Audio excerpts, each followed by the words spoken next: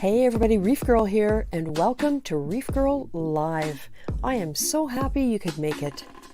The whole idea here is to have some fun, chat, get some questions answered, maybe show off what you're doing, and get to know each other a little bit better. So sit back, relax, grab a drink. The stream is about to begin.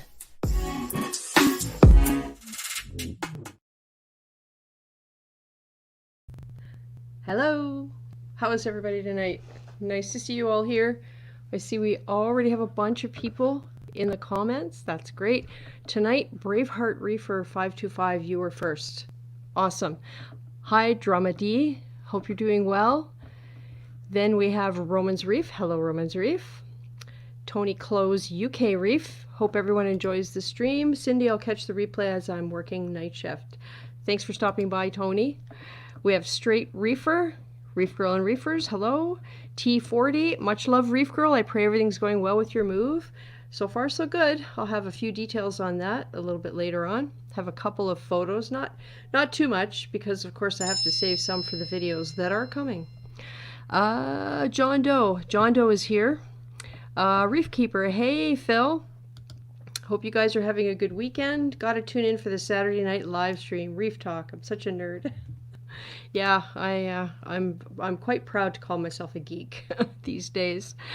There's Nano Joe, T40 Reef Keeper. You guys are chatting. Oh, there's Chase V. Hi Chase. Chimp the Reefers here. What's up, everyone? Hello, the Salty Reef. ATF in the house is here. Hi, Marcus's Reef, and we have Camaro Kid. That's awesome. Oh.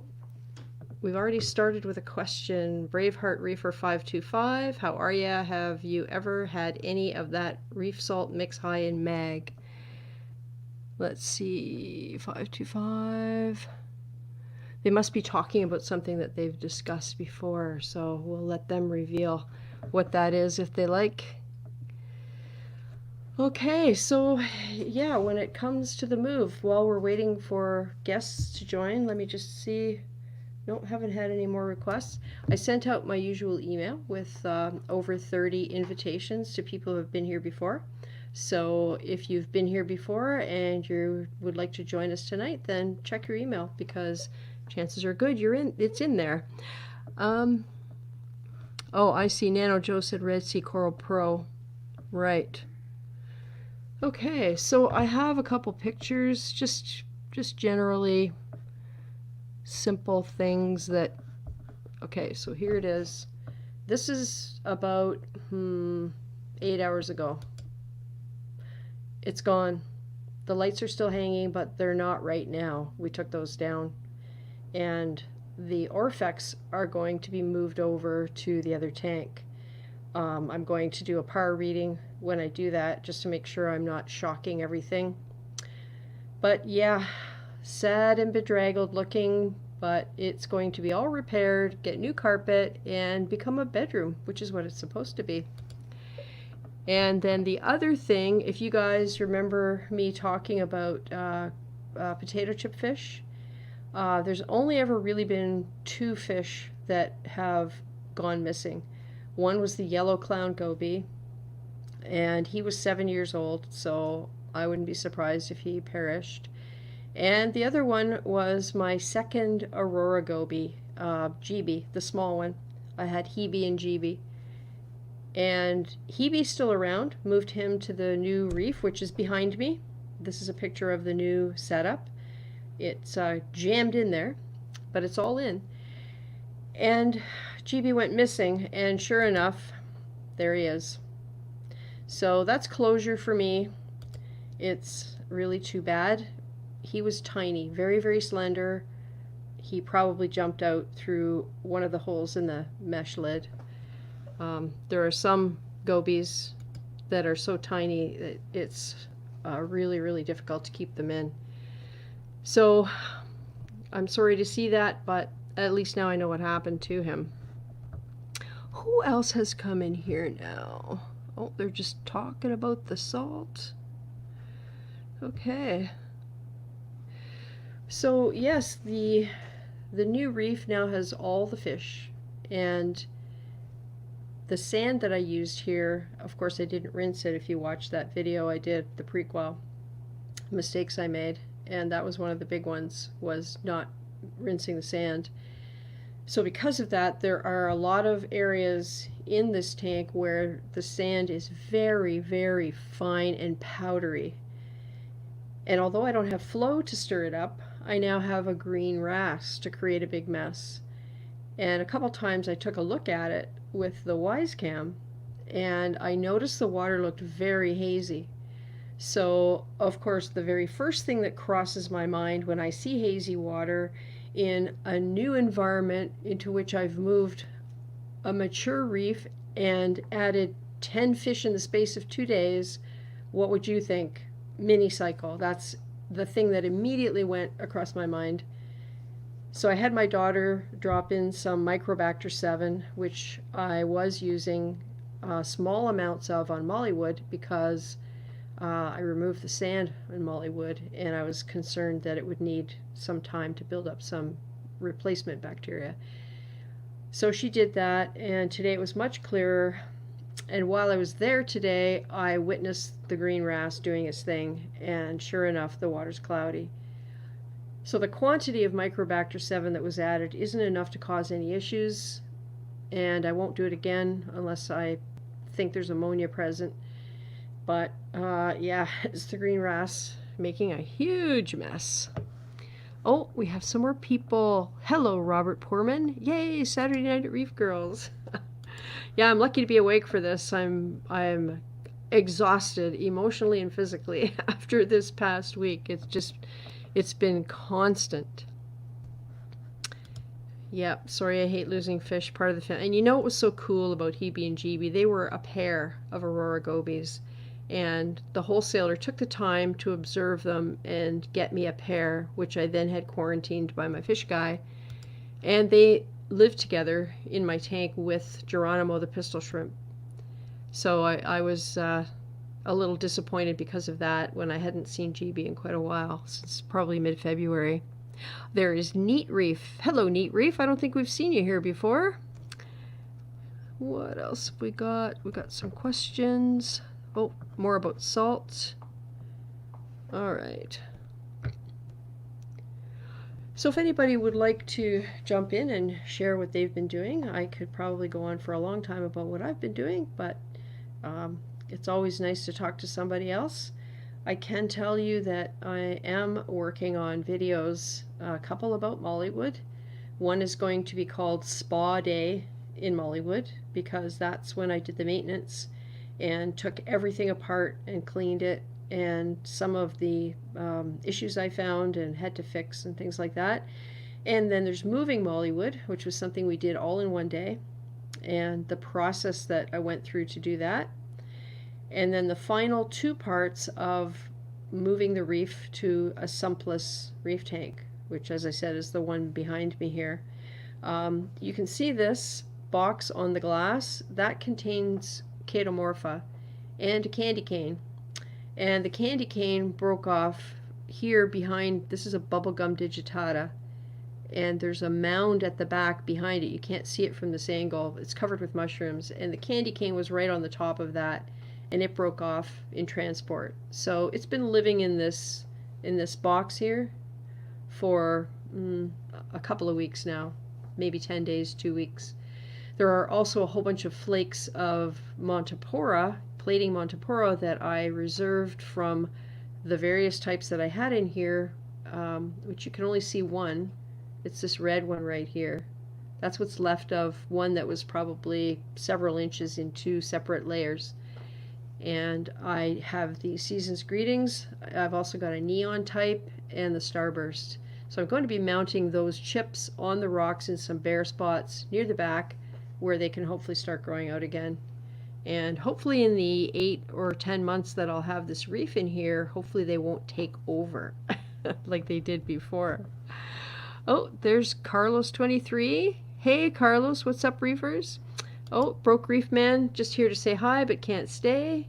Sorry, Cindy, if you lost anything in the move. So far, so good. The major issues were things that broke off, and of course crowding. The tank is very crowded. I need to get in and lift some of the stuff off the sand bed, the smaller pieces like chalices and things like that, and get them up on the rocks so that there's more open sand for the green wrasse to mess up and less likelihood that he's going to be flipping everything over, which of course that's what they do. Okay. Who else has popped in? Oh, hey, Chad Kurtz. Chad, I did send you the link if you're interested in coming in and showing us what you have going on. WVU Reefer. Sorry I'm late. Been bathing the baby. Oh, that's important. And hi, Benny Fernandez. What's up, Reef Girl and Reefers? Nice to see you, Benny. Awesome. Yeah, Carlos, you saw my Instagram post. Chad is on a break. He's going to go on vacation. Not going to be using him for quite a while. I can't decide what to do with him. I don't think he's going to be powerful enough for the new setup, but I'm very attached to Chad. Anybody that doesn't know, Chad is my Deltec 600i skimmer, which is has a DC pump. I absolutely love that thing. It has always worked really well and done a fabulous job. Never had a minute of trouble from it. Unlike the previous skimmer, which shall not be named. If you want to know what it is, it's in the video called I Think I'm in Love. So a lot of you know already which skimmer that was, and it was not a good story. Still talking about the salt and stuff. So Benny, I've seen on Instagram you've got some stuff going on with your tank right now. Neighbors shooting off fireworks. Might have to wait a few minutes to come in. Yeah, it's amazing. People just love the fireworks. It's, I guess, the long weekend isn't until next weekend, is it? It's, I guess, July 4th for the US.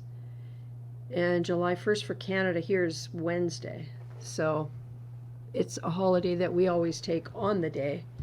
So everyone has time off on Wednesday this week. Oh, Chase V is trying to revive his old skimmer this weekend while waiting for a new impeller for his Omega 180i.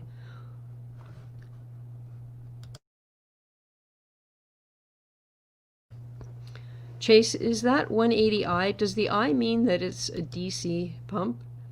That's the case in the Deltec. It's a 600i that I have, and it's a DC pump. If you get the IX, it's an AC pump. Just wondering if that's common among manufacturers. Hey, Dan Middleton. Nice to see you, Dan.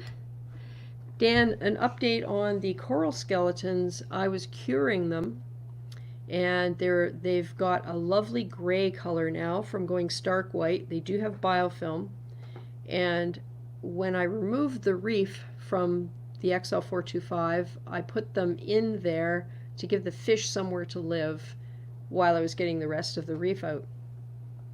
So that was fine.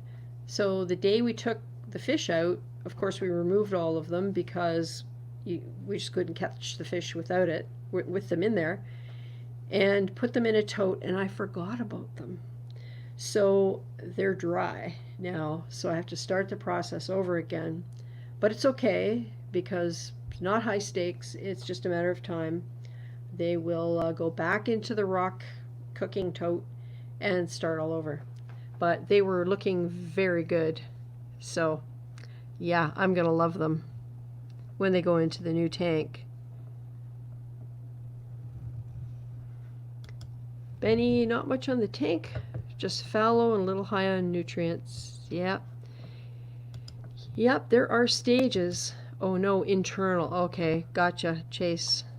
The pump is inside the skimmer at the bottom. Okay. Hey, Johnny Martinez. Hope all's going good for you and all the Reef family out there. Yeah.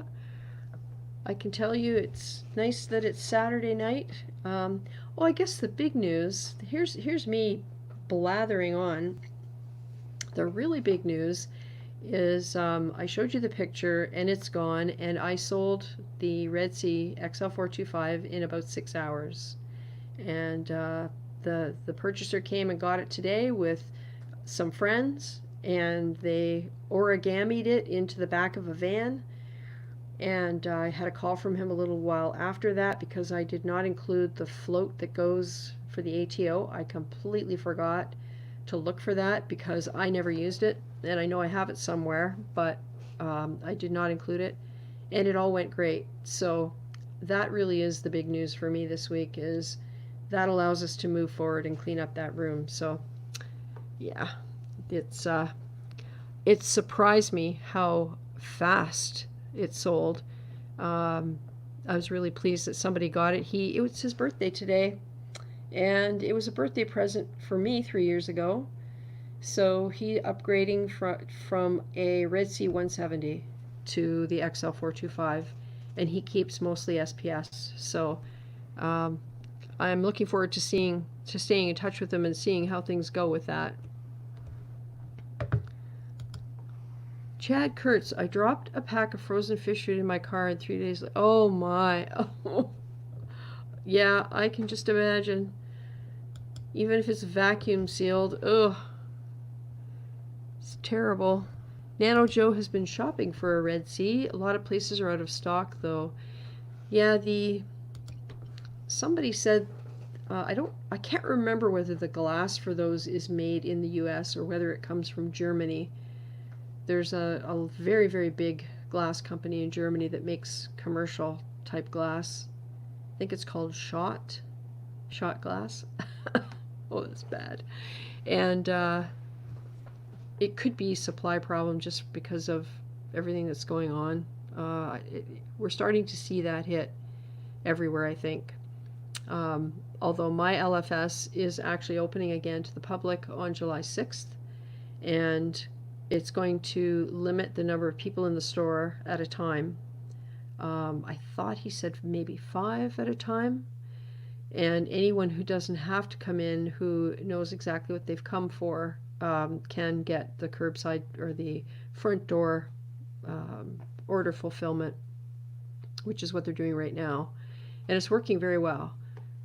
But July 6th is when they're opening, and I'm seriously thinking of making a special trip up there just to take a look around, see what's new, because they have continued to get shipments of both coral and fish.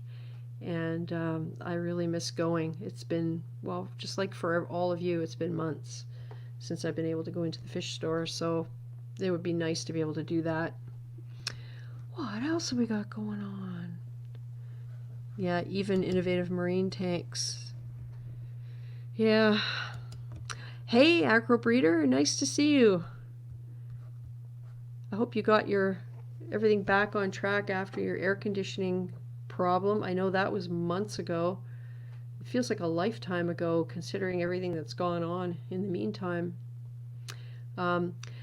So this tank behind me, if I move, you can see that the sand, the rocks across here are bare.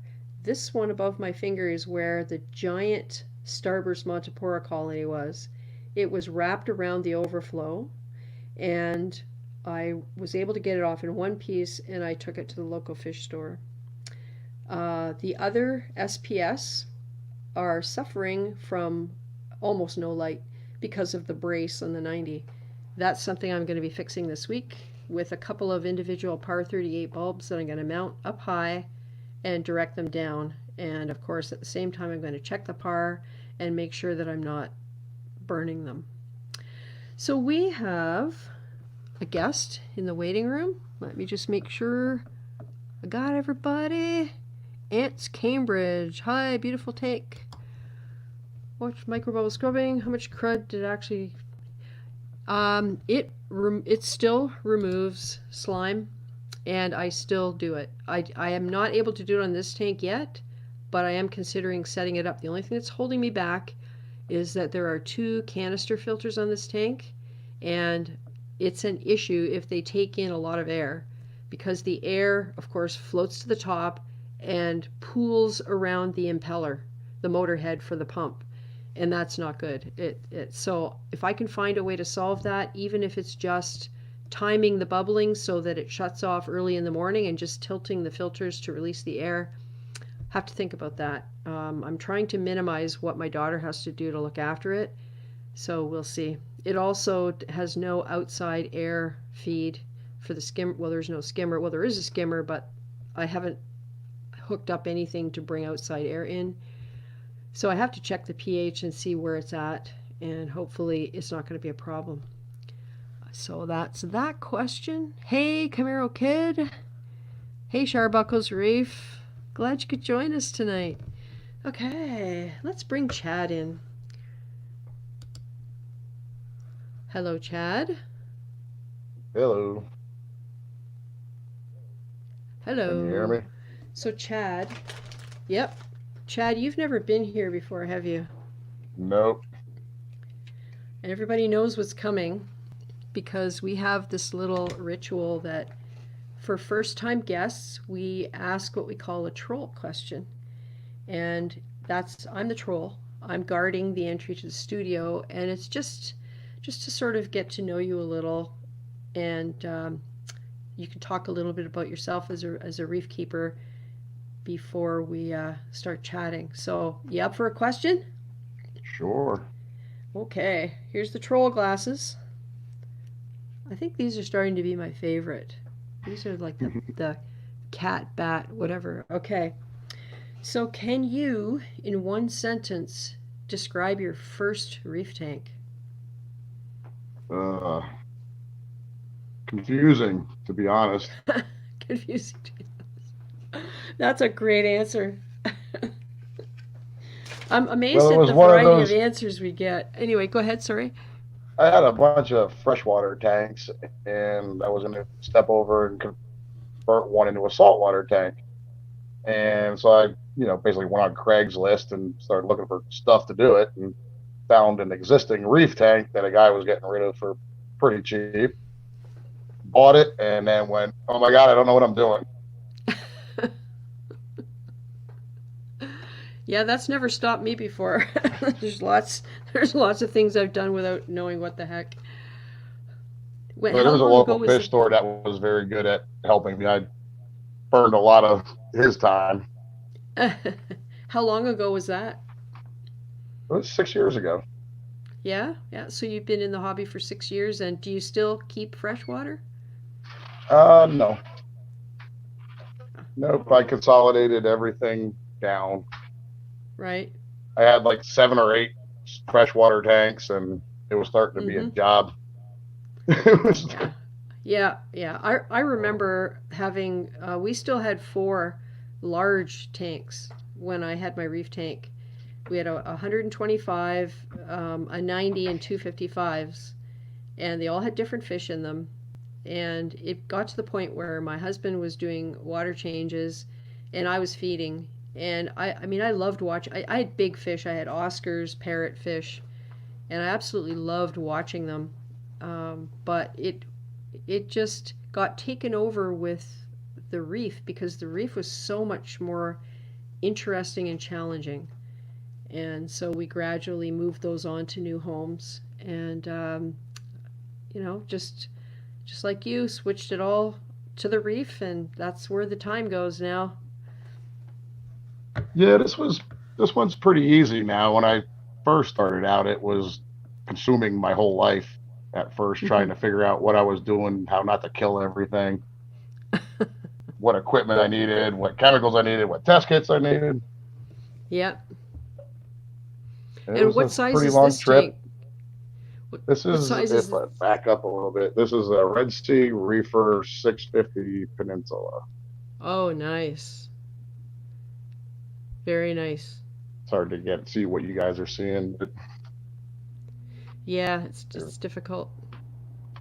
the money cap and then the long shot down the dirty backside of Here, I'll give you the full screen. it. Chad, can you rotate your phone so it's horizontal? Sure. There, Some people say that's bad, but that works better. we get to see more. there. That's the almost the whole thing. Almost. Nice.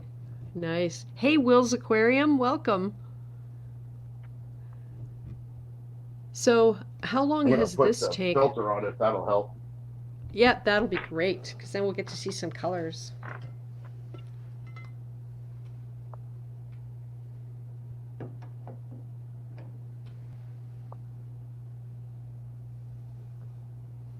Wow. These Wow. guys, these little zoanthids here, are taking over. Oh, yeah. It's funny, isn't it, how you start with one or two and then before you know it, they're everywhere. Yeah, these did nothing for the longest time, and now they are literally popping up everywhere. They're back there in between the rocks. Hmm. They're coming out of the bottom of those A cans. Wow. I blame it on the urchin. Where'd that thing go? He walks around with everything sticking off of him. Is he one of those Zoanthids. black? Is he a black spiky one? Yeah, he's the tuxedo, the purple, and Ah, right.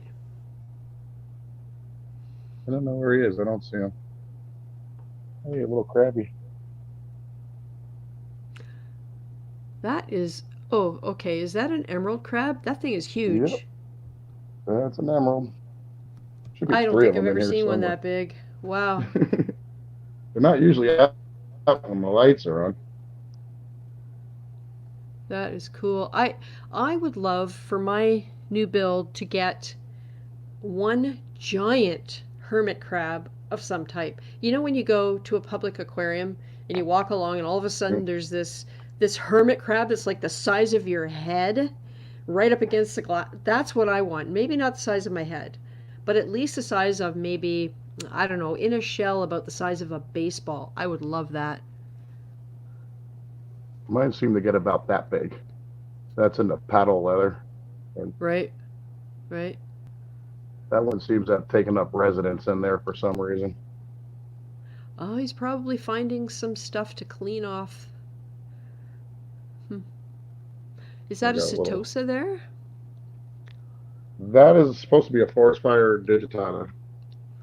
Oh, boy, it's bright.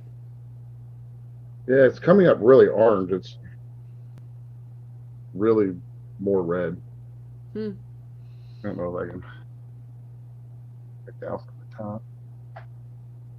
Can't see what I'm pointing at, but That thanks a that little looks like tall.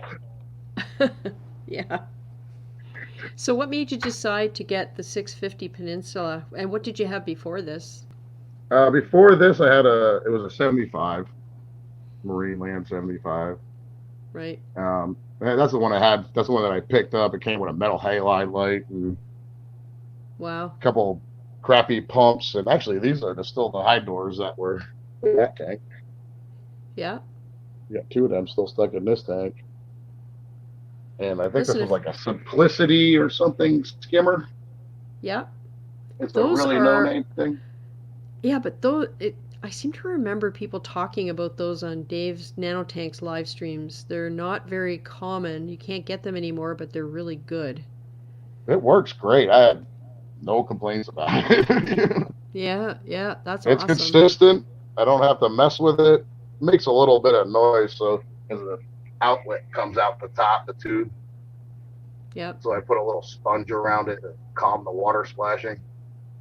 Oh, I see. Okay. Oh, that's interesting. I haven't seen one like that before. Usually there's a hole lower down. Yeah, this has a tube. You slide it up and down to adjust it, the height of the water. Nice.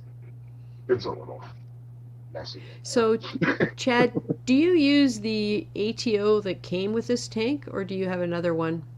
Well, I have water in the ATL, but I use a pump and you're not going to see it in the dark down here, but it's actually a tsunami little vacuum tube that activates a switch to pump the water out of the reservoir Right? Hmm. because that little float thing didn't work for more, it was like 2 weeks and it stopped working. Oh, yeah. Yeah, I wondered about those. I didn't use it either. Oh, Dark Carlos in here too. 23 says ReefCo New Jersey sells those skimmers. Not bad, I hear. So, Chad, whereabouts are you located?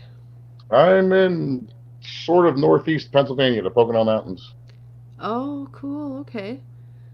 So, if you ever need to get parts or anything for your Simplicity skimmer, you could check with ReefCo. It's Yeah, not I've never too had. I mean, like far. this thing has been running for like 6 years now, and Wow. I haven't done anything with it except clean it once a year, sometimes. Hmm. That is a big clownfish. Is that a Clarkie? It is a sea bay, Oh, really? Oh, and she's he hosts very with the frog spawn. nice. Very nice. He's running away. He don't know what's going on.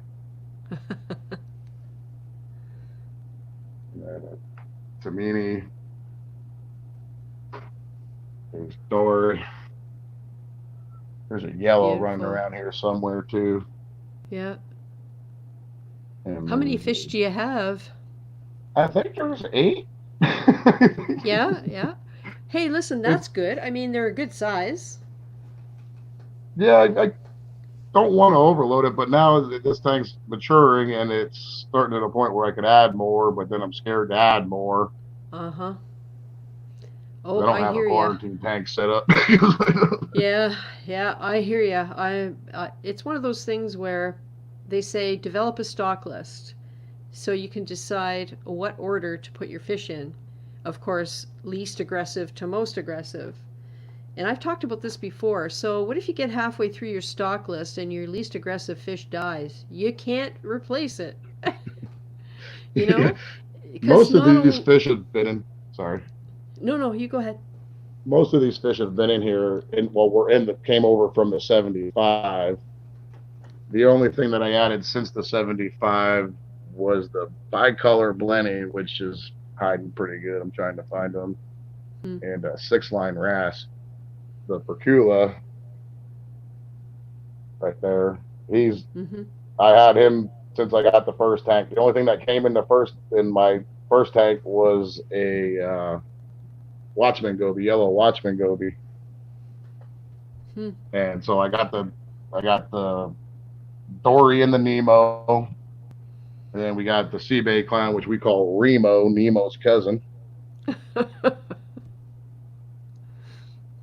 And then I just added over a little bit here and there when something. I had another 6-line wrasse at one point, and it disappeared. But Hmm. and I did have a tiger tail or tiger tail sea cucumber in here Hmm. somewhere. I haven't seen them for a week or so. Hmm. They bury themselves, don't they, in the sand? Oh yes, they never comes out of the rocks. You'll see his tail come running around it, but you always got to look deep into the rocks to find Mm-hmm. them. Mm-hmm. Alex G's aquarium was showing us his sea cucumbers, multiple, because they're reproducing. Bits of them are falling off everywhere and becoming new sea cucumbers. That'd be cool. Yeah. Oh, here's Carlos 23. In my opinion, so far, Deltec 1000 IX, also known as Linda, runs flawless. Yes, Linda is Spanish for cute. So there you go. Hey, Tar Heel Reefer. Carlos also talks about a 6-line. I call my green wrasse a wrasse hole because that's what he is. Kills any fish I try to put in my main display. Yeah.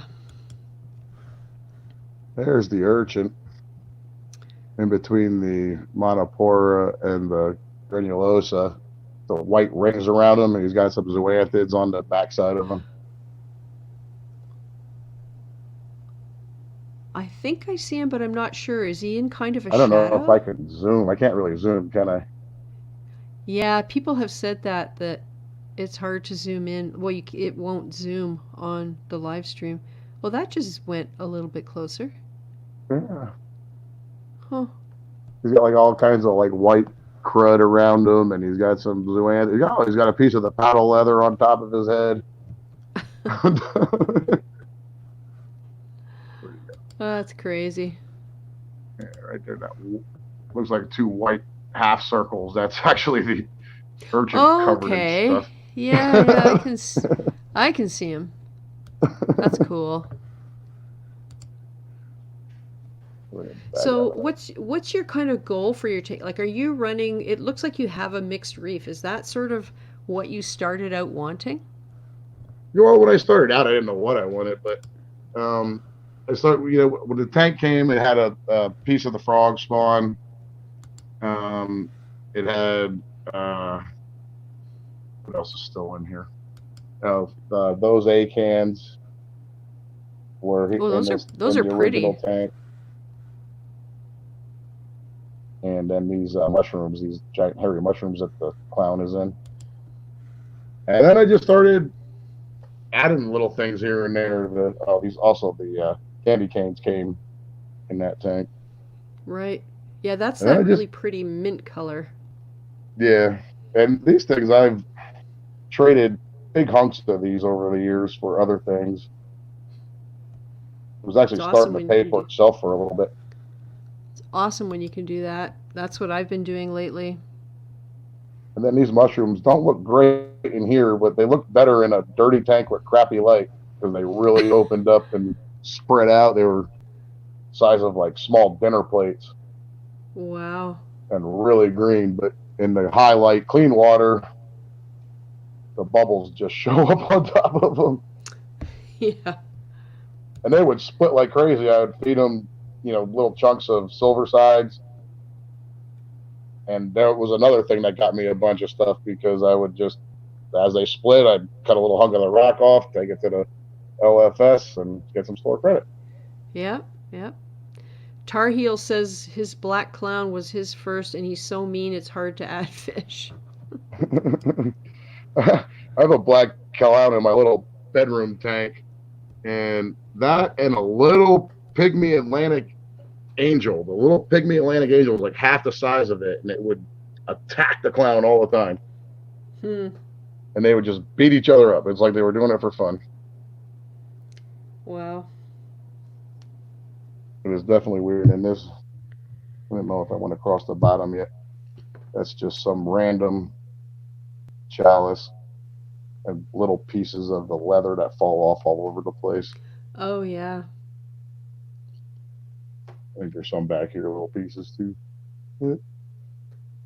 Hmm. Another random chalice.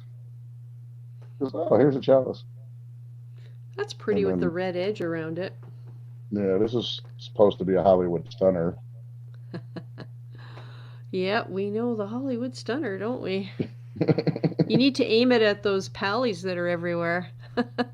Yeah, those are, it doesn't seem to mess with them. I don't know. This one actually puts out crazy sweeper tentacles at night, and this one ain't so bad. I don't know why. They're supposed to be the crazy ones, but this thing has some sweeper tentacles that come out of it. Yep. Maybe they don't really become aggressive until they do get really close to something. Yeah, 'cause I had this thing. This one was a little close to this one, and it actually like killed off half of it.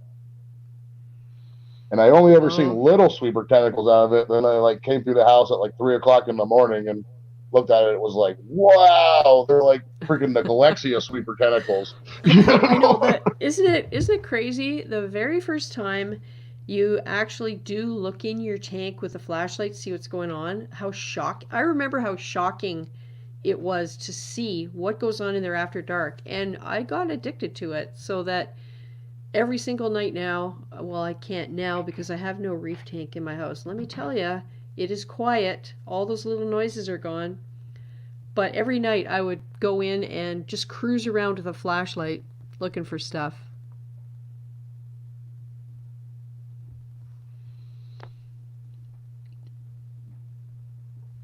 Tar Heel Reefer also is talking about color and fish. He says adding a black fish, the black clown attacks it. Adding a yellow fish, the fox face will get it. Yeah, I've heard that idea too. And then Nano Joe is just talking about heavy feeding with new fish. and that has worked with aggressive fish. But he's right, I think, about the extra nutrients. You really got to watch it. Yeah, this is looking really good. So, how does your family feel about your reef tank? Oh, they all love it. Like my grandkids really love it. They come over and it's fight over who's going to feed the fish and name them. And it Yeah, yeah. was one of those things. Oh, sorry, honey, we're going to take up more of the living room now because I couldn't pass up the deal I got on this thing. Oh. I don't know if I can even say it. Was it someone getting out of the hobby?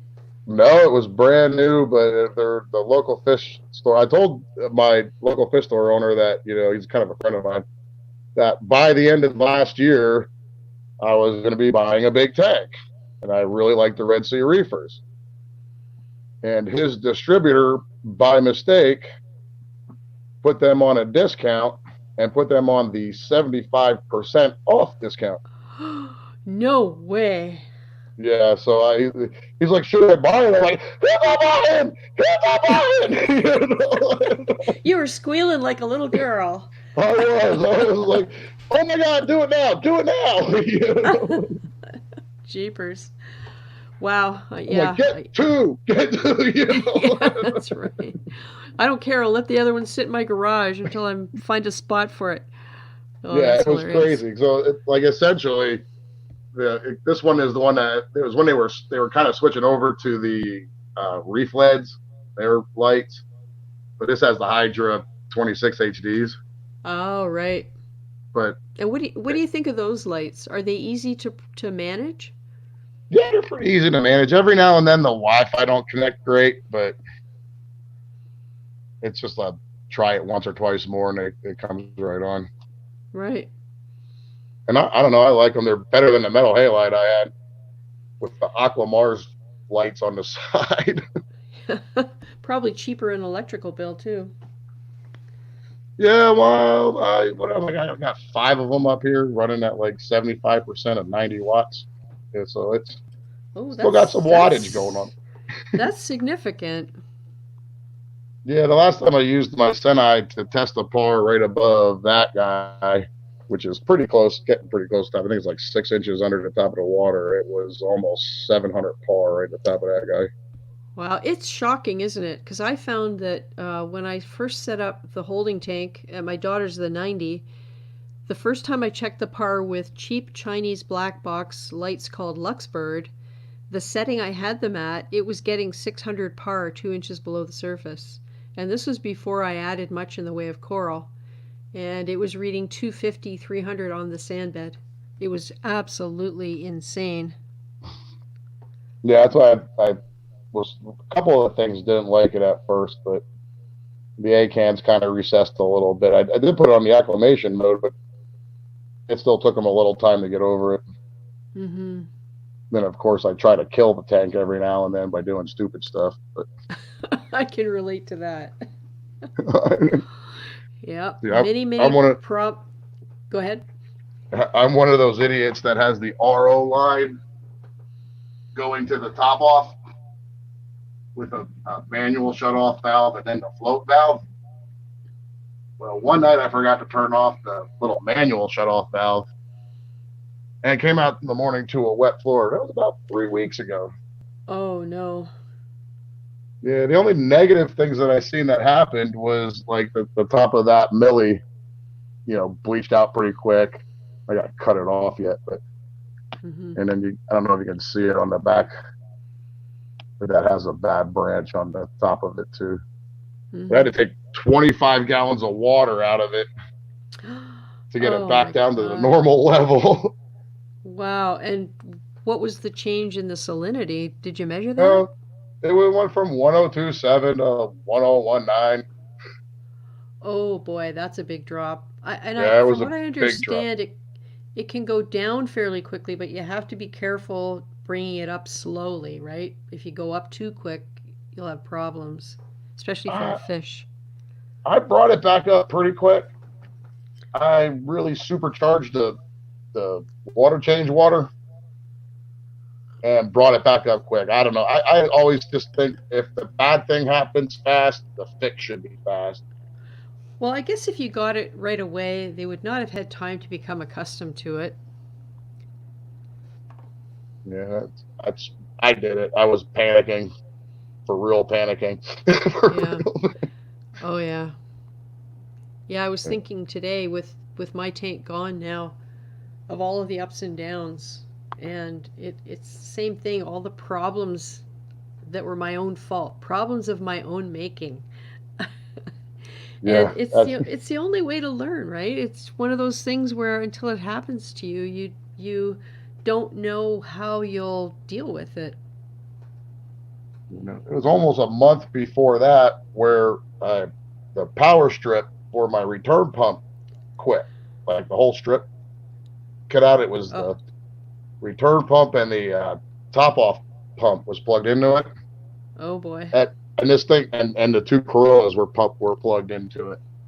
But I didn't even know it. Like I came out in the morning and the damn thing's so quiet. All I could hear was the gyre in the back, making its little whirly noise like it always does. The tank runs so quiet, I didn't notice it. And then I don't know when it went out, but on my way home from work, my wife called me and said something's not right with the tank. And that was sort of the same thing. I came back and it's like it's not running. What's going on? And like all the little starfish that are in the rocks, not the asterias or whatever, but the little fancy brittle ones, were just like all out and on the rocks and puking. And I'm like, oh my god, what happened? Wow. Yeah, And that's crazy. the temperature dropped, and I didn't really have any serious negative effects. Just basically a little bit of a slowdown in growth, and that was about it. Yeah, it probably saved you that you still had a little bit of flow from your gyre, because that's the biggest worry, isn't it? Is if everything just stops, it changes. There's no oxygen. It's really serious. Yeah, the temperature dropped pretty good, which was the whole thing was a little surprising because it went down to almost 70 degrees. Hmm. And I don't know if that's what, because the fish looked fine, the coral looked fine. It's all the little starfish were just freaking out. Hmm. Hey, It's a, Skookum Chuck Reefer, nice to see you.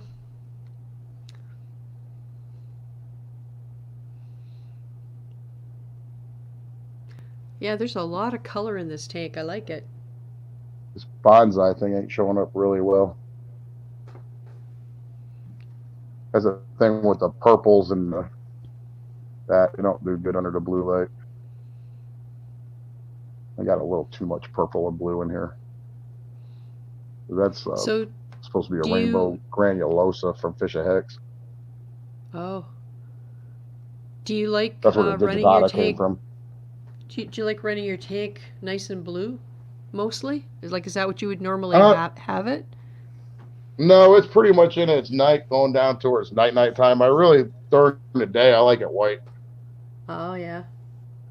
It's one of those things I like it both ways, but like half of the corals in here look better under white light, and then the other half look better under the blue light. So, and I like the I fish under I the white light. I know exactly what you mean by that. I sometimes think it's the ones that fluoresce under blue light that's why we like them better, because that's how they look good. Whereas the ones that have a natural nice color under daylight don't fluoresce under blue light, so they don't look good. So it's Right. one or the other, right?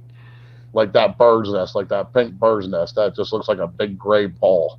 you know? Yeah, But it looks yeah, better in daylight.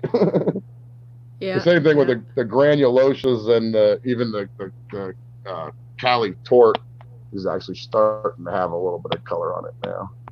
Hmm. So do you? I'm assuming that you do dosing of some type for calcium alkalinity and all that. Yeah, it's Do you all dark add? under my stand. Yeah. Do you add anything else? Like, do you use any sort of other supplements or anything like that? I do the Bionic two part, Oh yeah. and that pretty much seems to cover all the minor inhalants because I haven't done a water change other than that emergency one on this a couple weeks ago. I don't do water changes but every 4 or 5 months. Oh, is that right? Yeah, and I send the ICP tests out and everything comes back great. And so I figured that saves me from Hey, hauling buckets of water. well, exactly. I mean, it's what works, right? It's whatever the balance is in here. That's the right thing to do, obviously. I lost my beard. Uh That's a bad thing. oh. Skookum Chuck says your zoas are bright. Yeah, these guys, but they are weeds, and I'm gonna have to start tearing these things out because they're starting to really invade Yeah. some of the other nice ones. But they Yeah, it's are, and fun. they're still not showing up right, even with this filter on it. So, what color are they? Are they sort of a brown color, or do they have other colors on them? No, these are really pink, actually. Hmm. They're, they have like a dark. They're almost all pink, but they have like a dark pink on the outside, and then they just different shades of pink as they go in. Hmm. As I'm saying, like the front green one, the ones that they're kind of going into, there's two sets of different green ones there that aren't really showing up good. The green Yeah, I ones that think are I can. closer to the pink ones actually have like orange centers that ain't Oh showing up yeah. very well. Hmm. Yeah, I have purple monsters in Mollywood, and I really like them, but they also are very invasive. So if you like purple monsters and you want them in your whole tank, then they're the ones to get. Yeah, these things are getting everywhere. I Hmm. mean, like they're over here on this, and I didn't put them Yeah. there. They're up in the back there, and I didn't put them there. I think there's even there's some sticking out of a rock down back there behind the frog spawn. Oh my. What's the green one with the It's like tentacles sticking out right there? You've this got the guy. frog spawn at the front. Yeah, what is that? Looks like there's That's the sweeper Galaxia. tentacles. Is it? That's the Okay, I've Galaxia. never seen one that color before. It's got some big long sweepers. Oh, wow. When I first started keeping reef tanks, the Galaxia was just becoming available, and it was, the big thing. Everybody wanted one, but you could never have a nano with a Galaxia unless you had nothing else in there. And You of got to make course the flow now, go the right way. yeah, yeah, exactly, exactly. And then something happens, and one of the power heads goes out, and immediately it reverses and starts attacking everything close by. Yeah, it's pretty mean. Frog spawn is getting pretty close to it, and they don't seem to really be messing with each other too much. Hmm. But that was just a little. That actually was one of the first corals that I actually bought after I got my first tank. It was a little quarter-sized piece, Wow. but that's 6 years So old now. does it grow kind of as an encrusting mat like some chalices, or does it have like individual No, polyps or coral eggs? it's definitely stony and individual. It actually I thought it was like encrusting, but it was actually just building itself up. Like Hmm. I actually broke it when I moved it from one tank to the other. I broke it off the rock that it was on, and now it's just sitting there. But that whole mass on top of the rock from that it's sitting on is has all been built by itself, Wow. and it's a good 2 inches, 2.5 inches thick.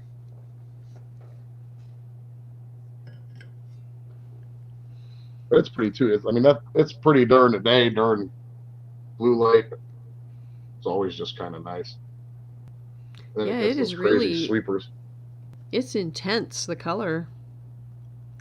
Skookum Chuck wants to know, what are you feeding? A little bit of everything. Um, I have some pellets. I do some New Life Spectrum pellets. It's dark in here. I do the sheets of nori, and the main thing is the Hikari Mega Marine frozen. Oh yeah. And then I do ReefGrrl and a little bit of Benefits, and all the lights are out and everything, so I can't really show like my mess Mm. in the cabinet. It's just dark in there. I had the pleasure of emptying my fish cabinets today. I only got one completely empty, and the things that I found, I knew that would happen when you know you have it, but you can't find it. So you buy another one, and sure enough, there it is. And I have my little tiny mess of my bedroom tank that this is only a couple weeks old. I transferred it from an old tank that I was neglecting horribly. It was in our bedroom that was our grandchildren moved into, and now we're living in the family room.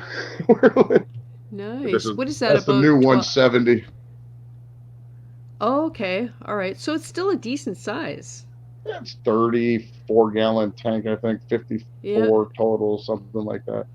Mm-hmm. There's a little black And it's cloud in the back. has it got a sump or is it an all-in-one? Yeah, no, it has a sump, which is also dark Cool. right now. Yeah. It's a light. Yeah, I like those black and white clowns. That's what mine are, Sonny and Cher. Little They're the bubble Darwin magus. Ocellaris. It's a bubble magus. Oh. Yeah, it's like the 3.5 or whatever. Oh, hey, that's a good one. That's the one that I had when I had my 20-gallon Nano. I loved that skimmer. It was awesome. I don't know what they did when they came out with the Curve A5, but I hated that thing. I got it. It's pretty full right now, actually. I'm like, oh, I gotta empty that. Yeah. Aren't you glad you checked? I have a pink spotted Luther goby in there somewhere, and he's throwing the sand all over the rocks. The cleaner shrimp in there. This is a really bad, not working out that great. Those are something like, I guess they're like a giant poly. Something Oh, the irritating. Paligrandus? Yeah, that is. They're kind of Yeah. curling up right now, but they get pretty big. I had a cantaloupe-sized colony of those things, and that came from 3 polyps in over the course of about 2 years. It was crazy.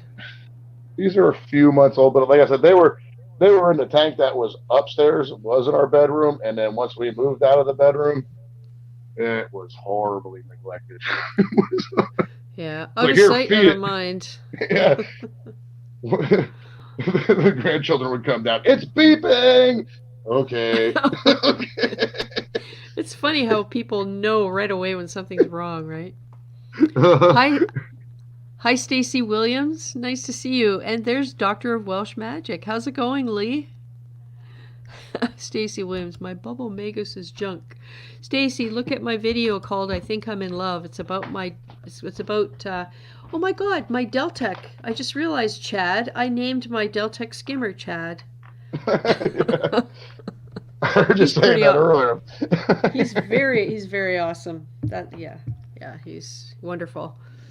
Trying to see if I get a shot of this. Is a red planet that had pretty much died back to a speck, and I moved it down a little bit. It's starting to come back. I mean, like, I thought it was gone, and then Is it it was green, and now it's starting to get some red. It's on a really nice? red rock. Yeah, you just never know, do you? If there's even a tiny little bit of tissue. Yeah, I thought that was gone for sure. It it came back. There's a favia back there somewhere too. Yeah, there it is.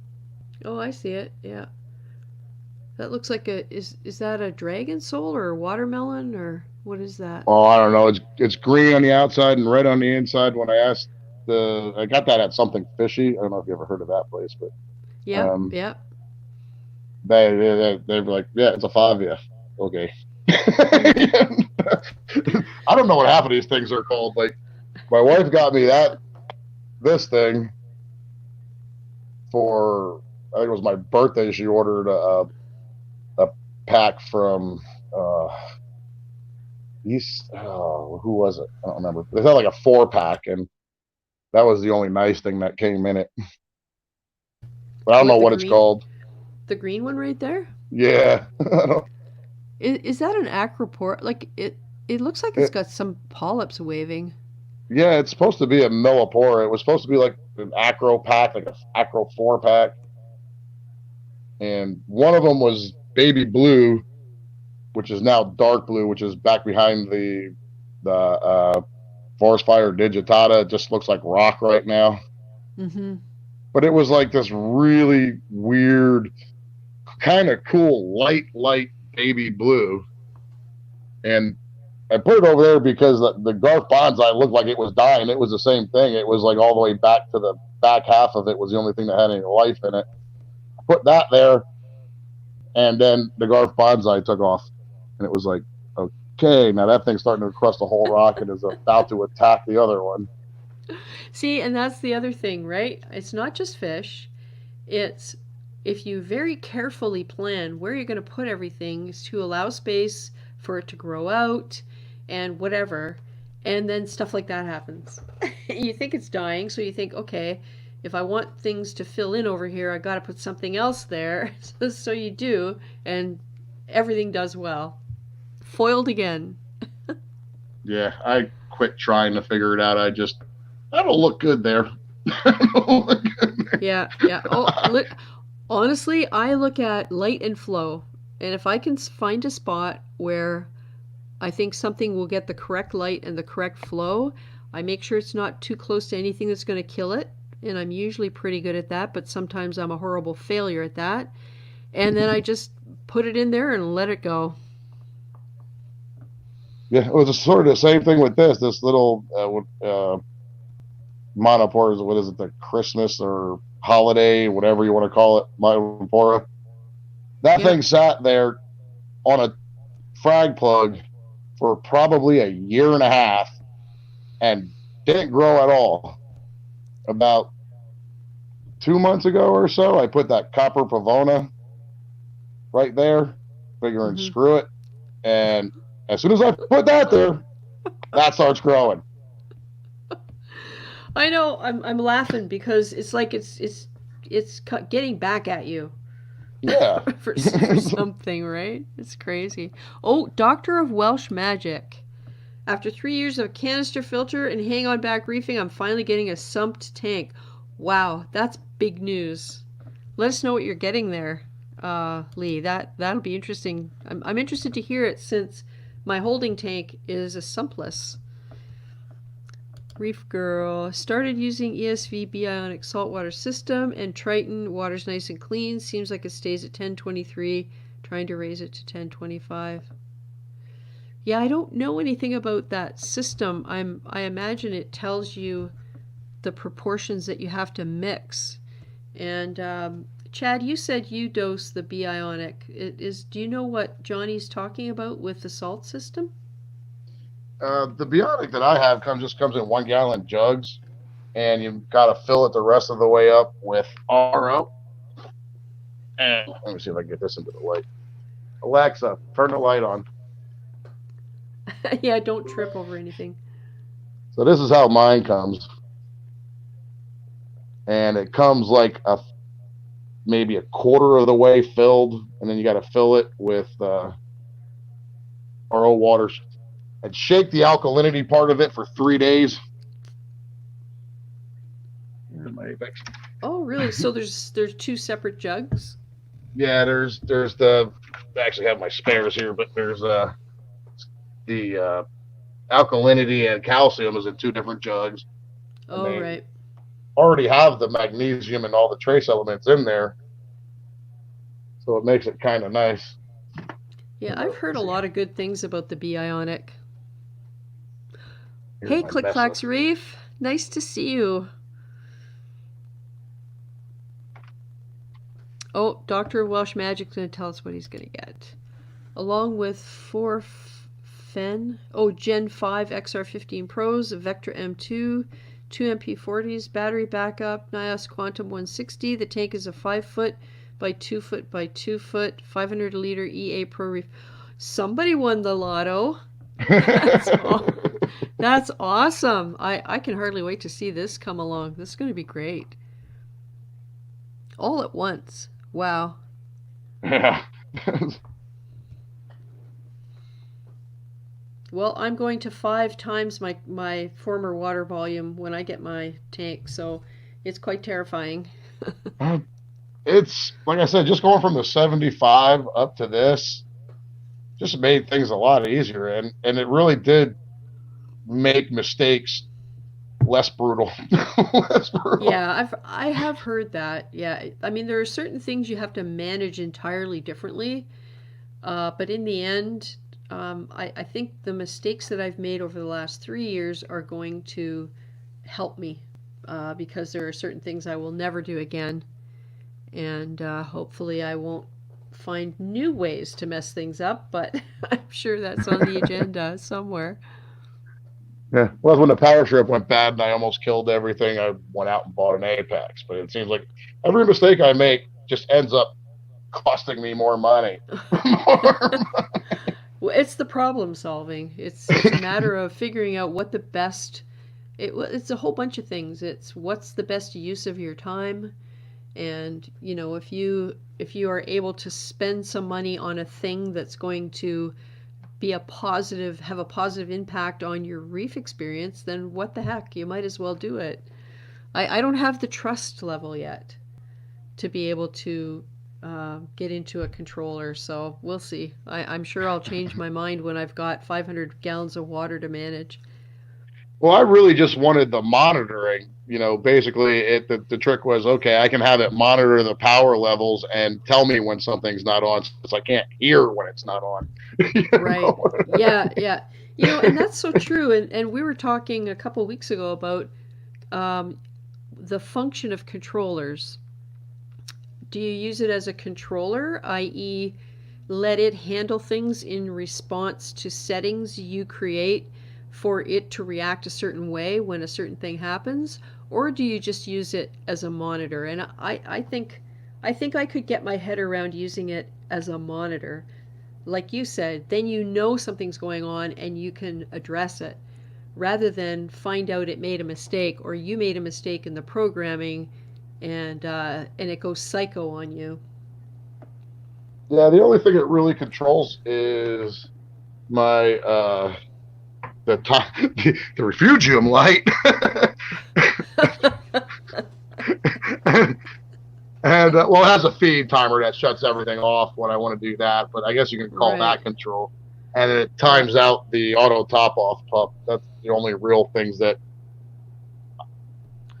it Yeah. That's controls, like except for when I hit the feed button. you know? yeah, yeah. That's like a safety thing though, right? Like if it times out your ATO. Yeah, it's just don't run for more than 10 minutes at a time. Yeah, right. Yeah.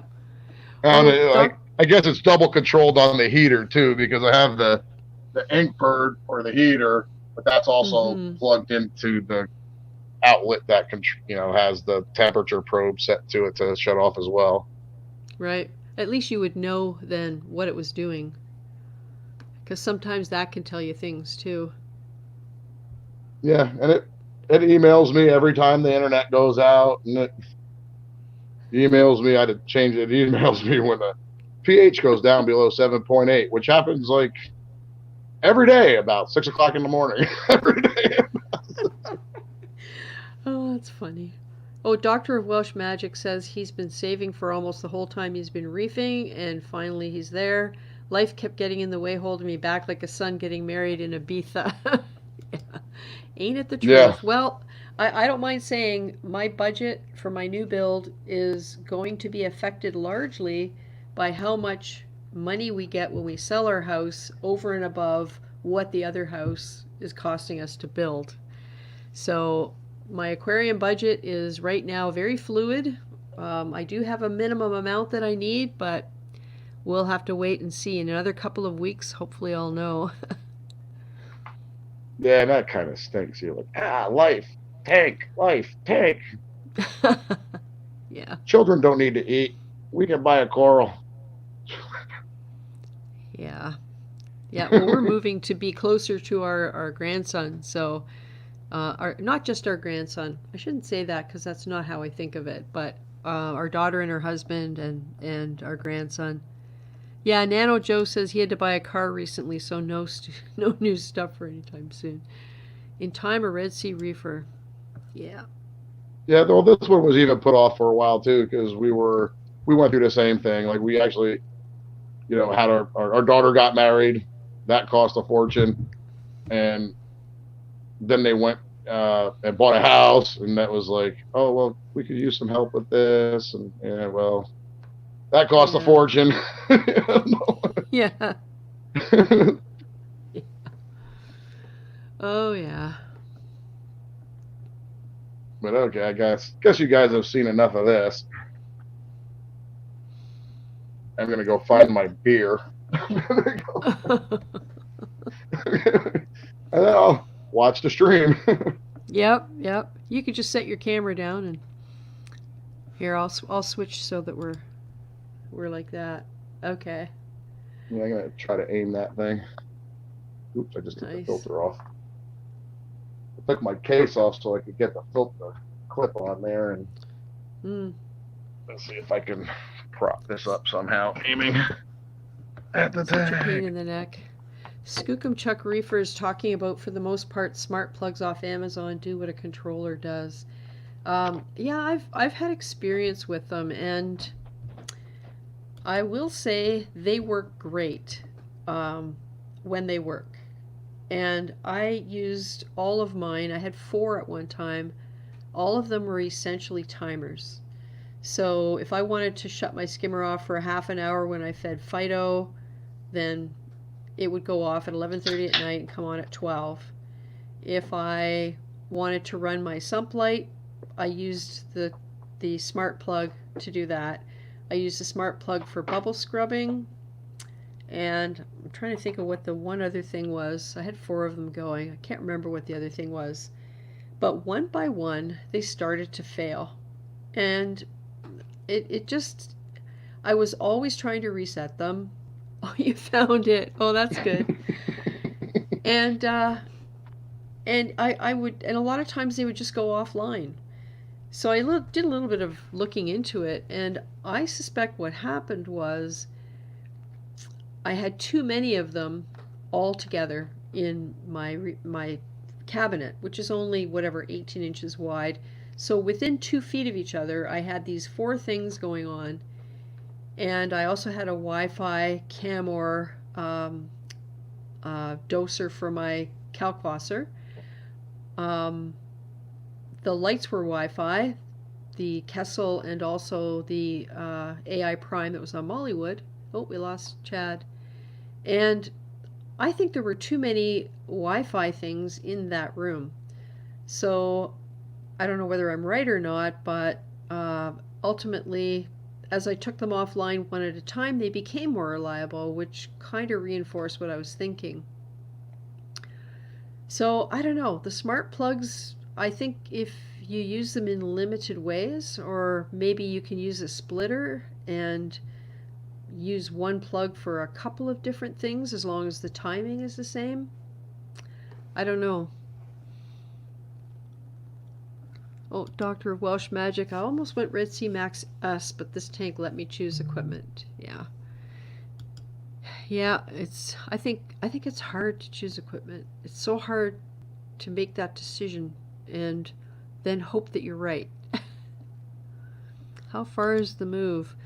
My move, the house we're building is an hour away from where we live now, but it's only 15 minutes away from our daughter.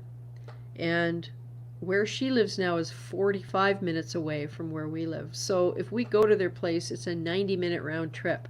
And that's significant. So that's why we originally were going to try and live in the town near where they are, like closest. But the place we were going to build was 10 minutes away. We found something much better 15 minutes away. So we're feeling pretty good about living in a different town, but still very close. So it's far enough away from where we are now that we're basically leaving this behind. But I'm so looking forward to moving to the new place. There's so many good reasons to be there. And Yeah, so, it's not super far. It's not cross country or, um, to a different province or even a couple hours away, but um, it's far enough that when we leave here, we'll leave here. Hey, Mermaids Reef. Whoa, my dad just built me a stand, so my new tank will be going up in the next few days. That's awesome. So your tank did come in. I remember a little while ago you were in here, and I think you were expecting it to come or it had just arrived. I can't quite remember. So that's great. That's a great step ahead. I have so much firsthand experience. Oh yeah, I do. And most of it ends up in videos. Not all of it, but most of it. Doctors Ecotech came highly recommended by almost everyone I spoke to. That's good. That's great, especially if you can talk to people who have experience with it. I think that makes a huge difference myself. Oh, 60 cube. Oh, where are we? Yes. 60 cube. Tank and light are ready to go. It's been killing me. That's funny. Hey, Ash. Long time no see. Hope you're doing well and good luck with the move. Thank you, Ash. I hope you're doing well also. Um, Ash's Reef. Ash has a YouTube channel and he's in Toronto, which is a couple hours from where I live. Actually, the guy that came and bought my tank today is from the east side of Toronto, like northeast of Toronto. So he had quite a drive to get here and go back. So yeah, Ash, I hope you're doing well also. It's trying times right now. We are slowly moving in the right direction here when it comes to this whole virus thing. But I'm still not anxious to leave my house and go back to normal. Be a long time before I'll feel comfortable eating in a restaurant. So we'll just have to take it sort of a week at a time, a day at a time, or an errand at a time, and just try and stay safe, just like everybody else. Who else? Oh, a bunch of people just popped in. Hey, Hyun. Hyun Lee is here. Saif Khan. Going for 135 gallon. What light you suggest for LPS SPS mix? Looking into Reef Builder's Reef Photon V2. I wouldn't call myself a lighting expert. I don't know. Maybe somebody in the chat can talk about their experience. I've had experience with Chinese black boxes on my 29 gallon cube, and I loved the quality of light they produced, and I grew coral. I also had an AI prime on my first tank that had a sump. It was a 20 gallon nano, and I absolutely loved that as well, although I did not like the interface of the app. I found it really hard to use and confusing. And that was me, just because I couldn't get anybody to answer a simple question because it was such a simple question, but it really kind of turned me off of that light at the time. I have another one now. I know how it works. It's much better. It's an HD. Then I got the Kessel AP700 to put on Amathia's garden when I first built it. I love that light. I think it's a very, very good light. I supplemented it with T5s, hydroponic T5 bulbs. Or actually they were in a hydroponic fixture, but they were Geissman super actinic. And I think the corals responded to them, especially the SPS and the LPS that were near the bottom. They really fluffed up. They loved those lights. But I did not care for the look that they gave the tank. I found I didn't like the color. So when I saw the bar lights coming out for LED, I got Orfec OR2 bar lights in Blue Plus and put them on either side of the Kessel, and that was the ideal combination. Love that.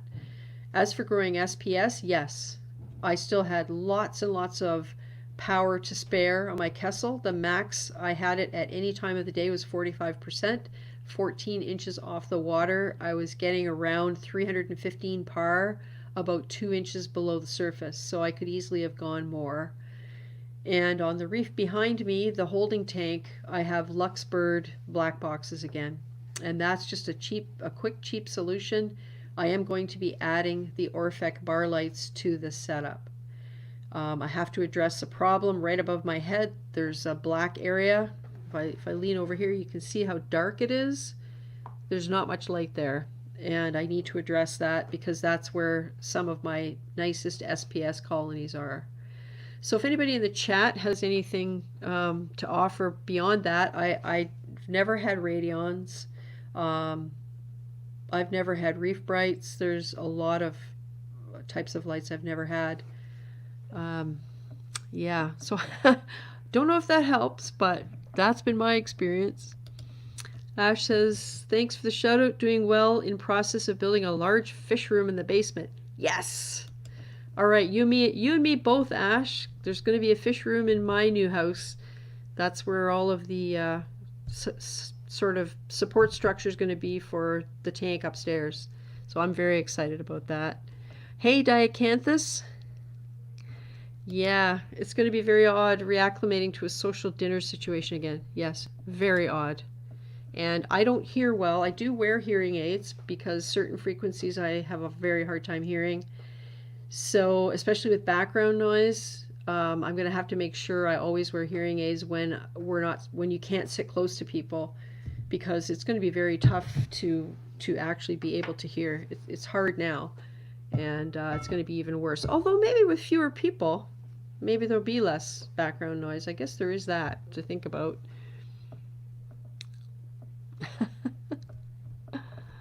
Yes, Ash says, yes, stay safe. I want to see you again at shows. Yeah, me too. I really do want to go to Niagara in the fall. I have some sump shopping to do, and I'm thinking, I'm pretty sure I'm going to want a pretty fancy one, so I really do want to go. The tank is coming a week Wednesday. I can't wait. One of the people I spoke to and whose opinion I value is Devin Reef Dudes. Awesome, and BRS backed it up. Nios Skimmer has great reviews of many. That's good. That's awesome to have confidence like that. Mermaid's Reef said she loved her AP700. Yeah, I think it's a really good light. I don't really like the app. I want to be, this is just me, okay? I would love to be able to type in a percentage using the keyboard, 58%, but instead you have to slide your finger, and my fingers aren't good. I don't like, I do sometimes have a problem, and I can't be accurate enough with the sliding thing. So I would prefer to be able to type in a number, but that's just me, and I still like the light. I think it's a great light. Oh, look at this. Phone locked up, had to reboot. Thanks for having me on. Thank you, Chad, for the super chat. I really appreciate that. That's nice of you. And thanks for coming in and showing us what you got going on there. So we have space in the studio if anyone else would like to jump in and show us what's been happening in your reefing world lately. Oh, DC Reefer. Hey, DC, what you been up to? Why don't you take a minute and jump in and tell us about your wife's tank? Looked pretty nice from what I saw. And yeah, let us know what's going on. I know you've had a lot of changes, and I hope you're staying safe where you are. Yeah, fish room is a blessing for a reefer. Getting into coral farming, yeah, that doesn't surprise me. I don't know if you can see it right here, Ash. Right by my finger, that's the yellow hammer that I bought from you at the KW Coral Show last November. And it was, I think, 2 heads, and now it's 5. And it's beautiful. It is one of the most beautiful corals I have in here. I really like it. Kessel A360s have been good. Yep. Oh, DC's doing a dream tank build. What are my new dimensions? It's going to be 72 inches wide, so 6 feet, by 48 inches front to back, and probably 22 inches deep. I thought I wanted 24, but this reef behind me is 24. I cannot reach the bottom without getting soaking wet right up to my shoulders. So the reefer was 22, and although it was a little deeper than I would like, I'm going with 22, and that still gives me just over 300 gallons. Um, so there's going to be a coast to coast external overflow, and the sump underneath, I want somewhere up to around 200 gallons, 175 or 200. And I also want a separate reservoir to do water changes. So the system water will pass through it, but it will serve no function other than to act as a bypass to do water changes. So I'll be able to bypass it, swap the water out, and then run it through again. And that's mainly for emergencies or a case where I really want to do a large water change. But that's kind of the concept right now. It could change. It could change drastically by the time I get there, but that's kind of what I'm thinking. What else is going on? Oh, yeah, good night, Lee. 3:21 here in time for sleep. You stay safe too, and keep us up to date on that tank. That sounds great. I used a tablet to program mine. It made the slider much larger and easier than the cell phone. Yeah, that's a really good idea. My iPad is 7 years old. I probably have an antique iPad, and for Christmas I got a gift certificate from my husband to buy a new one, and we never got around to going out shopping, and then all of this happened. So that's something I'm going to get this summer, is a new iPad, and that's a really good suggestion. I never even thought of doing that, so I think I might try that, because I think I will use the Kessel again, possibly on a frag tank in the basement once I have the new setup. But I do like the quality of light. I really do. Just sneaking on the stream with my wife now. Shh. Yeah, I used to go on streams. I think it was usually CJ, because CJ would always stream right around supper time on a Thursday or Friday night. And I used to be in a restaurant. We would be out for dinner with my brother and sister-in-law or whatever, and I'd be looking at my phone watching the chat, like typing a little bit, trying to do it inconspicuously. It's not very much fun because you can't really hear what's being said. You can only read the chat.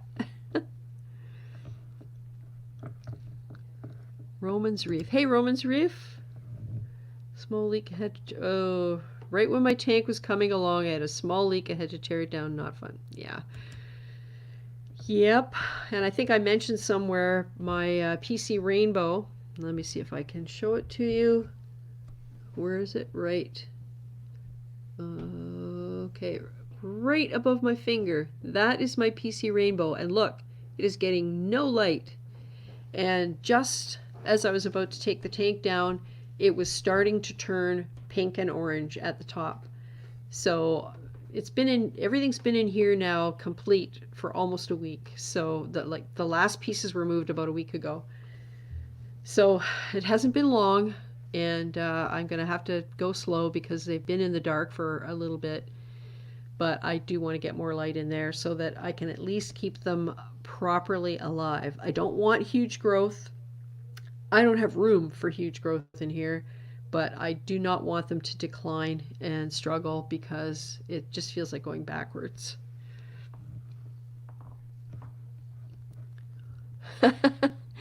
Nano Joe has a recommendation for you, Saif. T5, T5, T5, T5. That's awesome. Oh no! Sharbuckle. Oh dear. Lawnmower Blenny swam into the stream when it was in feed mode. Oh, yes, I had problems like that with the mollies when I was doing a water change, and I would put the Jabo on feed mode. I stopped doing that. I just unplug it and look very carefully inside the pump because they go in there and pick all the algae off when it's not running. That's a shame. I'm sorry to hear that. Ugh. Ooh, 96 by 36 by 26. That's because you're tall and you have long arms, right? That's awesome. Wow. Yeah, I really wanted an 8-foot tank, and just couldn't fit it in this room. The room is 10 feet wide, so a 6-foot tank is about perfect because it gives me that couple of feet on either side that will be space to work in. And as tempting as it was to maybe put it against one wall, I just decided to go for the front to back depth instead to get the volume. And it's great to have, I can have bigger fish. So I'm looking forward to that. Hey, MetroCat, the water change bypass system sounds great. Yep, and where I got that idea was Blue Carbon Reefing. I think his system was the first where I saw that he had a vat. The water passed through the vat. When he wanted to do a water change, he just diverted the water, emptied the vat, refilled the vat, and then opened the valves up again. And I thought, that's an awesome idea because it doesn't have to do anything except be part of the flow. It's very tempting to turn it into the place where the overflow comes down, but it's going to collect detritus. There's going to be other aspects of it that will take away from a pure function of simply being a water change reservoir. So we've been looking at a company called Uline that makes industrial and food grade plastic containers, and it's in Toronto area, which is only a couple hours from us, and we can go pick stuff up. So we'll see what we end up with when it comes to that. But the way they've built the supporting walls in the basement to hold up the tank is going to affect somewhat the size of vessels I have or in that area. So we'll have to actually wait till we get there to evaluate what the space is and how best to use it. So yeah. Any plans on tackling water evaporation in the basement to keep moisture away? My plan is to get a fancy sump that has a lid for everything so that it keeps evaporation to an absolute minimum. We also had an extra window put in the basement in this area so that we can install an exhaust fan if necessary. We have not had it installed, and this isn't going to be necessarily an enclosed room. It's going to be part of the large open area in the basement that's kind of over to one side. So I'm not specifically thinking of building walls around it with a door. There will be a door into the unfinished area from the finished area, but it's a pretty big open space that will probably also be used for storage and things like that. So I think between having a lid and not enclosing it and the potential for an exhaust fan if I need it, I'm hoping that will do the trick. We had up to 9 freshwater tanks that were almost 800 gallons total volume of water, and we had condensation inside our windows all winter long. We were running dehumidifiers in the winter in this house. So yeah, we've encountered severe evaporation from tanks in the past, and it can be a problem. We never had mold. Well, no, that's not true. We did have some mold once on the lower part of a window that was just a fixed window over a stairway. But once we realized what was happening, we were able to solve it with a dehumidifier and glass lids. Oh, there's Tony Close, just dropping in for 10 minutes. Thanks, Tony. Nice to see you. Oh, I know what you're talking about with the fingers. I have shaking hands, so I use yeah. It's a really weird thing. And sometimes when I'm trying to hold a frag to put glue on it, my fingers go opposite like this. I don't know what that is. It's a little bit of a tremor of some type. No idea. And I'm starting to get arthritis from spending 50 years knitting. And, things change, so you just adapt, I guess. Oh, Sharbuckle. Sean, I'm so sorry. That guy was great. The Lawnmower Blenny. I don't have one right now, but I'm going to get one again.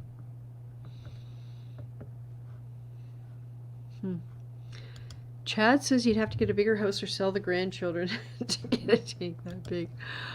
Seriously, that's one of the things I was reflecting on. today was the fact when I got the Red Sea Reefer 3 years ago, the 425 XL.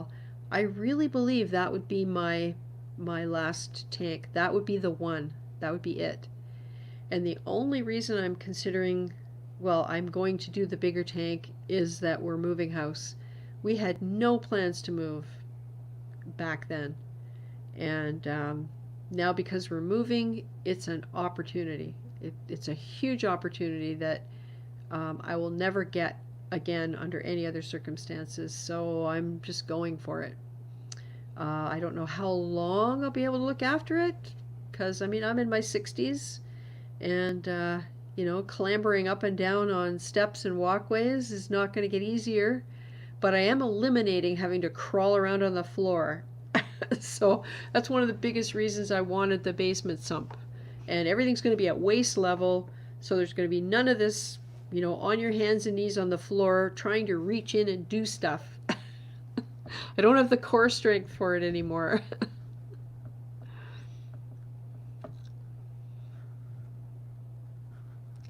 Oh, Ash says he's getting the whole house dehumidifier. Kind of overkill, but gives me peace of mind to avoid mold. Yeah.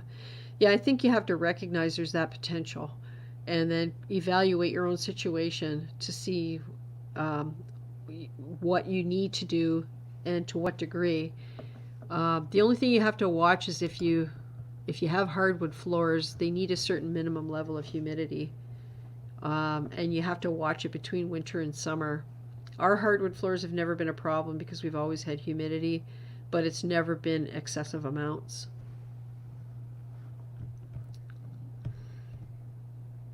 Oh, Lawnmower Blenny killed all my oysters, clams, and scallops. Wow. So, Skookum Chuck, what kind of scallops did you keep in there? Did you get these out of the ocean? I'm just curious because I know you're on the west coast over there.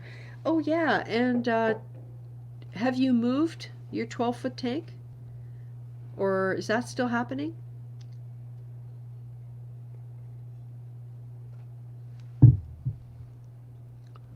Pearl oysters, too. Ooh. So I don't know what to tell you. This reef behind me, you can see how totally jammed it is. And right here, there's my button scolie.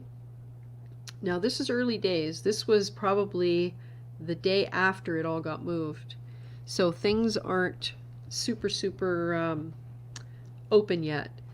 But the scolie, button scolie here, has really puffed out. And just there is my plaid cinerina. And that thing now is massive.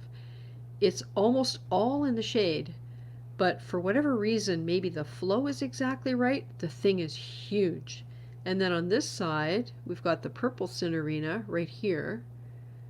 And it's also big. Not as big as the plaid one, but also big. But everything is so close together. This is the thing. Every time I go there, I have to move things, rescue them. Nothing has fought with anything yet, even though they're close. I suspect it's because there's not a whole lot of flow along the bottom of the tank. Whereas in Amathia's garden, I had chaotic random flow everywhere. So things knew that other things were nearby. And I don't think that's the case in this tank yet. They haven't discovered who their neighbors are and how close they are. So, I don't know. It'll be interesting. Especially once our house is sold, we will be moving there if we have to before our new house is ready, which won't be till November. So it's quite possible I'll have to live there for about a month. And until then, I'll be going over probably every other day to take care of it. So yeah, lots of driving this summer. Josiah Chandler, well, hello. Nice to see you. I want a 20-gallon tank, cheapest long one.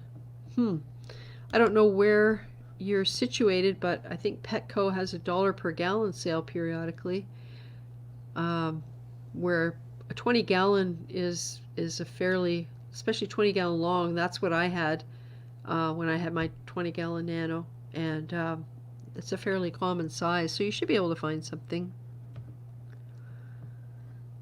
Skookumchuck, haven't moved yet. House up for sale tomorrow. No joke, yeah. Yeah, ours is going on the market as soon as we have some recarpeting done in the fish room.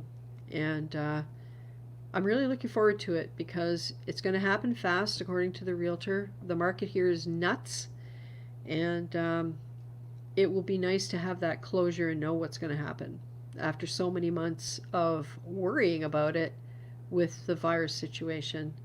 It really hasn't had an impact here other than to reduce the supply. The demand is still strong. So it'll be nice to know. I know, Skookumchuck, your circumstances are different, so that's hard. Hey Ash, nice chatting after a long time. See ya. Stay safe. You too, Ash. Take it easy. And one of the things I plan to do after our house is sold, when I have leisure time, because I have no reef tanks in the house, is I'm going to catch up on YouTube videos. I'm 100 behind right now, and it's killing me. And I haven't even had time to make my own videos yet, although I started out the stream talking about the ones that are coming. I'm looking forward to being able to put those together too. I love publishing videos. It always puts me in a happy mood after I've published a video, because it feels like an accomplishment, and it's a great way to keep everybody up to date, anyone who's interested in what is happening and how things move on. There's a lot has happened in the last probably month.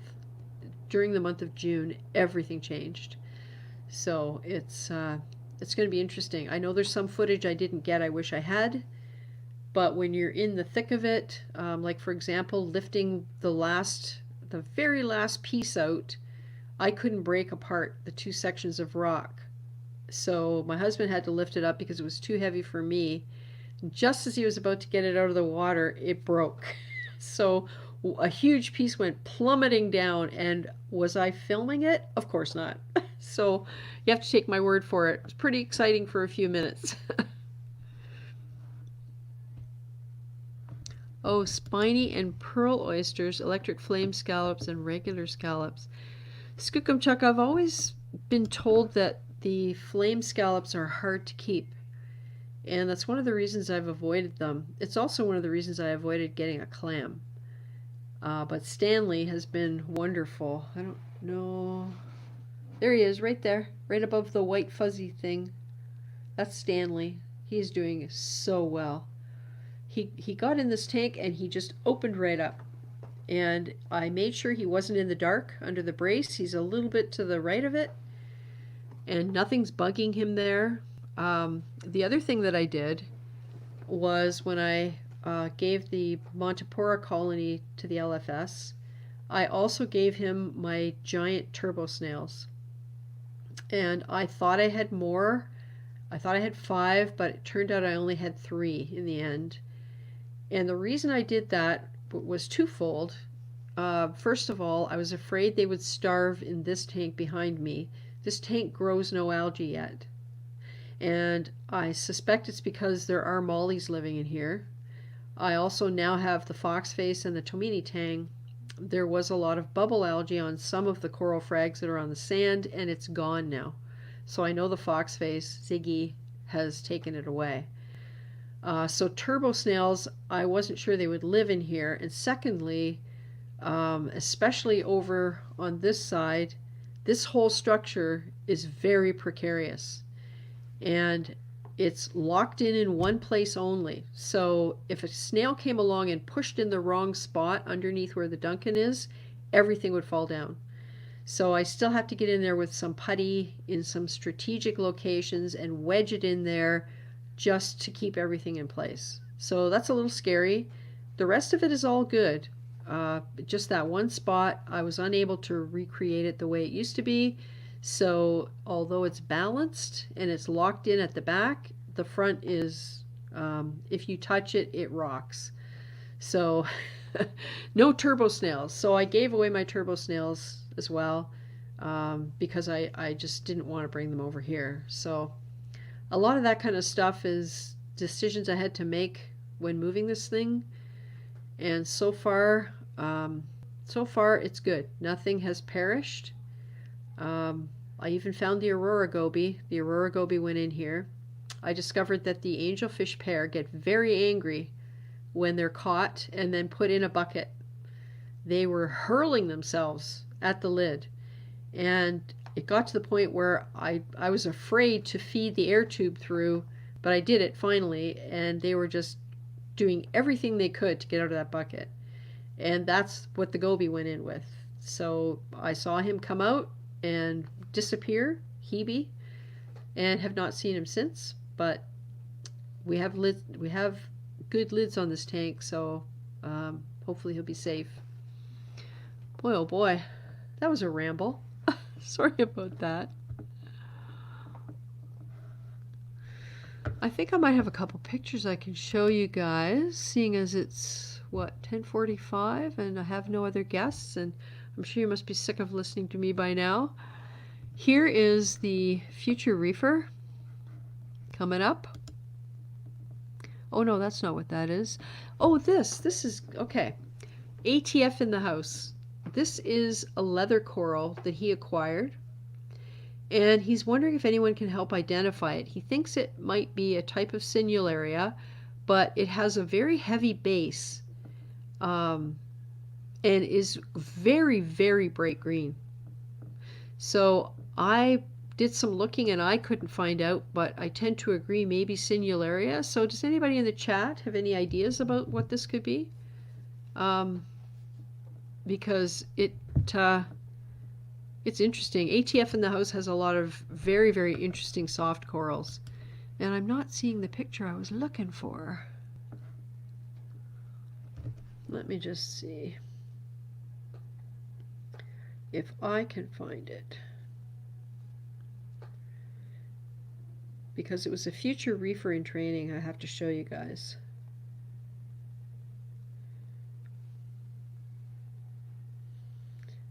Sorry about the dead air here. Let's see if we can move it over.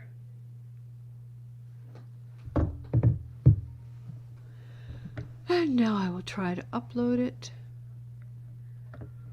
Okay, 1836. None of these have names, so I always have to look at the numbers.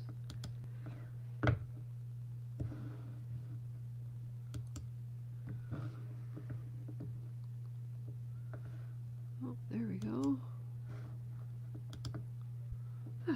Maybe that'll work. Ah, yes. Okay, so here he is. Okay, everybody see the baby? In his car seat with his sunglasses on, and my daughter's feeding the fish as he's down there watching the fish. And he absolutely loves watching these fish. It's crazy. My son-in-law takes him in and holds him, and he just stares for the longest time. I guess because it's so super colorful, and yeah, so he loves it. Do I have an urchin or a conch snail? No, I don't have an urchin. I've always been afraid to get one, just because of how they carry things around with them. I probably will someday when my tank is less crowded, and there's less chance of causing problems. And conch snails, yes. I did have at one time about 5 conch snails in the big tank, and I was left with one, and I'm not sure if it survived. I did transport it over, I put it in the tank, and it hasn't moved in 2 days, which isn't super unusual for them, but I don't know.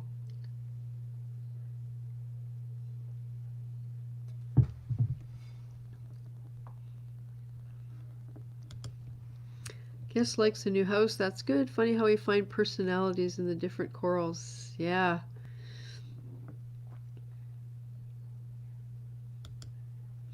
So Alan, the picture of the green one that I showed, has that one come out more? Has it puffed up or shown more of its shape since you got it? Just curious about that. Anyone else with weird fish behaviors you didn't expect? What have you had happen? I'm interested. I think fish have far more personality than people realize. Until you have them, you don't understand what they're like and why you get so attached to them. My hawkfish, Armando, he was not happy at being caught, and I put him in a pail with the green wrasse. The green wrasse, when they were the last two that I had to catch, I got the other 8 the previous day, 3 of them using a fish trap. But the green wrasse was too wily for the fish trap, almost got him twice, and after that we couldn't get him anywhere near it. So he went under the sand, and I just took the biggest net I had and just kind of very, very gently worked it underneath where I knew he was. And he moved and he rolled right into the net. So I pushed it up against the glass, and he went nuts. He sprayed sand everywhere, so most of the sand was out of the net. It was not as heavy. And I was able to tap the glass and get him to go back further into the net and get him out. So that was very lucky. The hawkfish, I was able to catch by using 2 nets and herding him into the net I wanted him in, got him out into the pail. So actually he went first. So when I went to put the green wrasse in the pail, the hawkfish jumped. Well, he jumped right into the empty net that had just had the green wrasse in it. So I was able to take him, and I thought, where did the hawkfish go? And I'm looking at the net, and there he is just laying there. So I lowered it under the water again and kind of eased him out of it, and that was fine. I couldn't believe it, like right in the net. He could just as easily have been out on the floor. So I got lucky. So I don't think I have any more pictures to show you. And let me see if I have any more requests to come into the... Nope, not seeing anything. So I'm thinking maybe we'll call it for tonight a little bit early, unless anybody in the chat has any questions or wants to discuss anything specific. We've still got 28 people watching, which is very awesome, and I appreciate everybody coming by and participating, because it's always fun for me the next day to look at the replay and just see what all you guys are talking about. And I pick up a lot of information there, especially if you discuss things like earlier on where you're talking about salt and various types of equipment. And I'm so glad she's getting a new setup. That's great. He has been talking about putting aside money to do something for that for quite a while, as long as I can remember. And so I think it's great that that's happening. And Mermaid's Reef, wonderful that you're finally going to get your tank going. And everybody who's got new tanks or even things happening, don't be shy. Maybe someday come on in and do like Chad did tonight. Show us what you have going on, because it's always interesting, and I absolutely love it. So I think I'm going to say good night. Don't see any more comments. And I've really enjoyed tonight. I'm exhausted. I still have a cabinet to finish emptying because they're getting taken out and taken to the storage unit tomorrow. And I'm going to take a short video of the bomb site that is my hallway, living room, and dining room and kitchen counter right now.